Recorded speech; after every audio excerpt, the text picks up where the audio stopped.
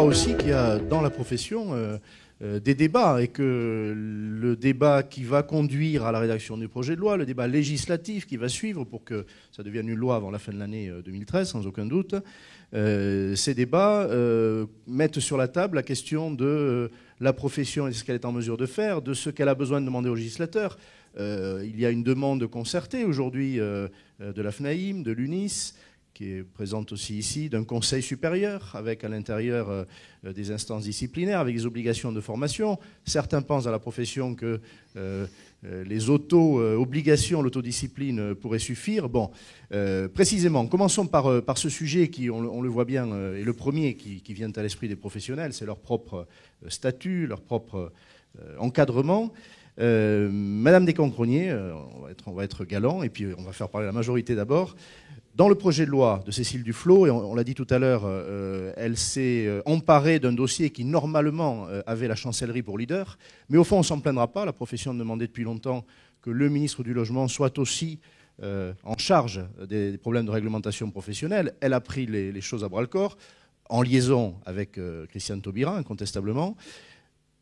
Que faut-il attendre quant à la réglementation professionnelle, qu'il s'agisse de l'encadrement des honoraires, Richard l'a évoqué, plafonnement, suppression de la part des honoraires de transaction locative du locataire, en matière de transparence, de sanctions, de formation. Y voit-on déjà un peu clair quand on est un parlementaire de la majorité s'agissant de ce projet de loi ? Oui, alors... Tout d'abord, je voulais vous remercier aussi de m'avoir invité. Ça me permet d'avoir des échanges avec vous et d'être à l'écoute aussi de vos professions, puisque j'ai vu à la fois le côté pragmatique des situations et qui éveille en nous, parlementaires, eh bien, quelques interrogations à certains moments aussi. Donc voilà déjà en introduction. Par ailleurs, par rapport aux questions que vous me posez, alors... pour l'instant, le projet de loi est en discussion et en concertation avec les différentes professions, les associations, etc. Et donc, il n'y a pas de dépôt à l'Assemblée encore de ce projet de loi. Donc, nous n'avons pas entamé encore la discussion, même si, bien sûr, nous avons des éléments du contenu ou du futur contenu du projet de loi, mais nous n'avons pas les décisions qui feront effectivement le projet de loi qui sera déposé à l'Assemblée une fois passé au sein du Conseil des ministres. Alors, moi, je l'aurai dans ma commission, moi, je suis à la commission des lois, et je l'aurai donc pour avis, puisqu'effectivement, il y a des parties qui font partie intégrante de la commission des lois, et d'autres parties qui concernent, à proprement parler, le logement, et qui ne font pas partie de la commission logement, mais qui seront étudiées aussi dans une autre commission.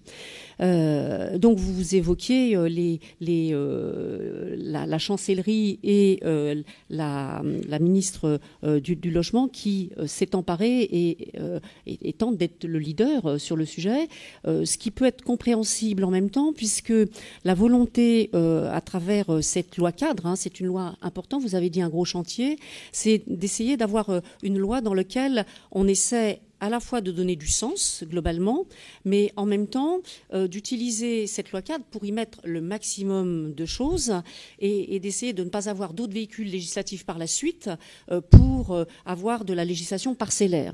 Et donc je crois que là, c'est une bonne chose. Et le fait que la ministre du Logement s'empare de la globalité de la question est intéressant.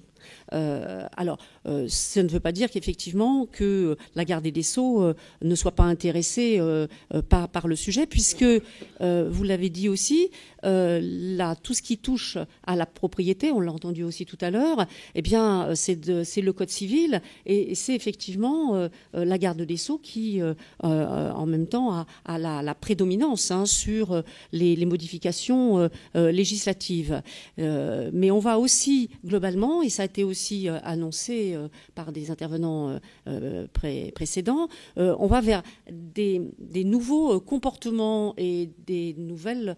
il y a eu le mot révolution tout à l'heure, au niveau de la façon d'aborder les choses et finalement d'aborder le contenu et le sens même des projets de loi. Et pas simplement par rapport au projet de loi sur le logement, mais notre société évolue, change, et il faut qu'à partir de là, eh bien, la façon dont on imagine la loi, la façon dont on va l'élaborer, eh bien, adopte aussi ces différents changements, tout en gardant, bien sûr, une procédure qui est la même en son sein. Mais je crois qu'on doit à la fois être à l'écoute, comme moi je suis à l'écoute de vos professions, là, aujourd'hui, eh bien, on doit être à l'écoute de la façon dont la société bouge pour intégrer ces modifications.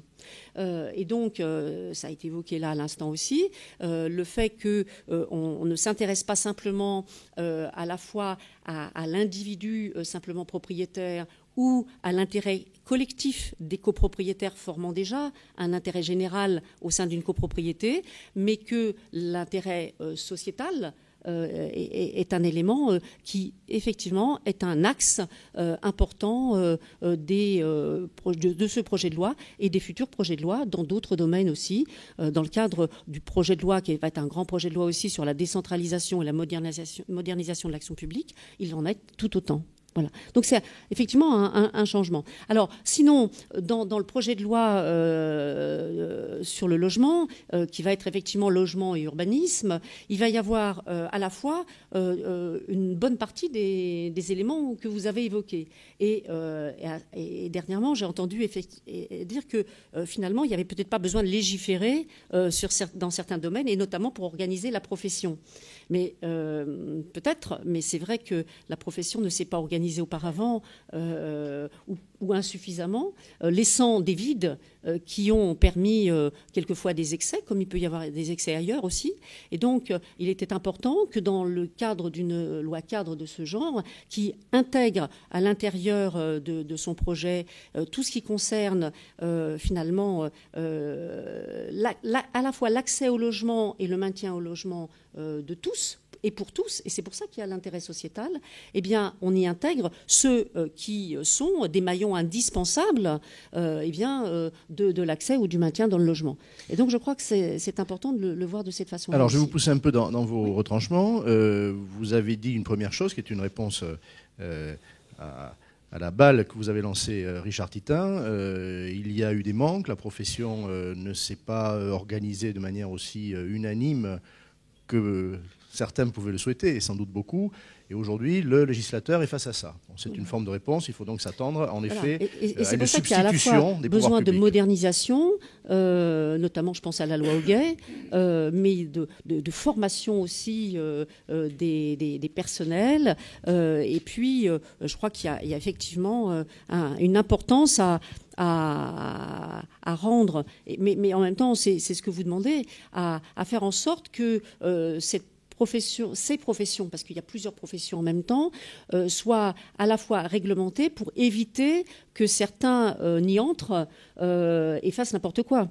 C'est aussi une sorte de protection aussi. Alors, vous parlez du consommateur, tout à l'heure Michel Fréchet le fera savamment, sans doute aussi. Vous êtes favorable à des obligations de formation majorées à l'entrée, vous êtes favorable aussi, j'analyse ce que vous avez dit, il y a des obligations pour les collaborateurs, non seulement pour les chefs d'entreprise, c'est-à-dire agents immobiliers, oui, mais aussi négociateurs à leur service. Voilà.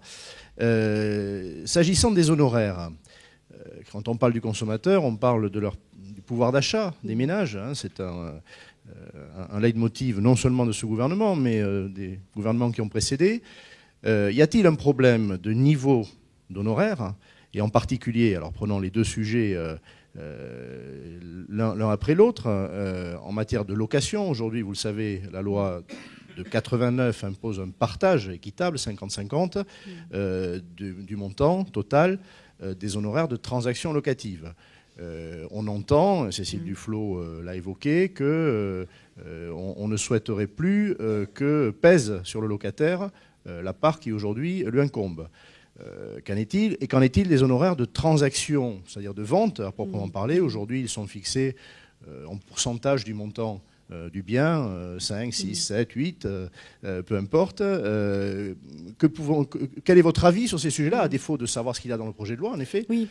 Alors, c'est vrai que vous savez peut-être même plus que moi, puisqu'il y a des concertations actuellement et aujourd'hui et demain. Donc, certains éléments peuvent même avancer à l'écoute, parce que à partir du moment où, en même temps, les concertations interviennent, à un moment aussi où vous avez vous-même, au sein de votre organisation, réfléchi depuis longtemps sur les sujets qui sont des sujets qui vont entrer dans le projet de loi et pour lesquels vous avez effectivement des réponses à apporter au ministre. Et je ne sais pas si vous allez être entendu surtout. D'ailleurs, je crois qu'au moment du congrès, de votre congrès en décembre, elle vous a effectivement dit qu'il y avait des sujets qui étaient plutôt consensuels et qu'il y aurait peut-être des sujets aussi, mais qu'il ne fallait pas éviter, pour lesquels il y aurait peut-être un peu de poil à gratter et qui ferait qu'il n'y aurait pas forcément consensus aussi. Donc, et les sujets que vous évoquez sont parmi ces sujets